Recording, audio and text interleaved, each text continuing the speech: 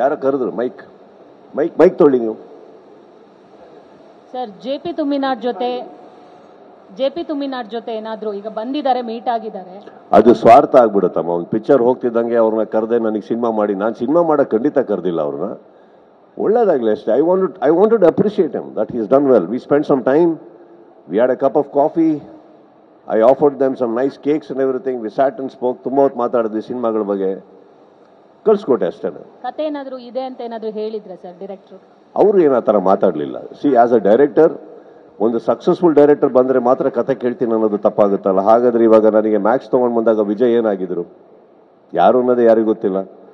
ಇವರು ನಾಳೆ ಒಂದು ಕತೆ ತೊಗೊಂಡು ಬಂದರೆ ಖಂಡಿತ ಕೇಳ್ತೀನಿ ನಾನು. I will listen. ಪ್ರತಿ ಬಾರಿ ಬರ್ಡೇ ಬಂದಾಗ ಸರ್, ಪ್ರತಿ ತಿಂಗಳಲ್ಲಿ ಸಿನಿಮಾಗಳು ಬಂದಾಗ ಒಂದು ಸರ್ಪ್ರೈಸ್ ಇರುತ್ತೆ. ಮಗಳ ಕಡೆಯಿಂದ ಒಂದು ಸಿನಿಮಾ ಸಾಂಗ್ ಆಗ್ತದೆ. ಹಾಗಾಗಿ K47 ಸರ್ಪ್ರೈಸ್ ಇದೆಯಾ? ಬರ್ಡೇಗೆ ರಿಲೀಸ್ ಮಾಡ್ಬೋದು.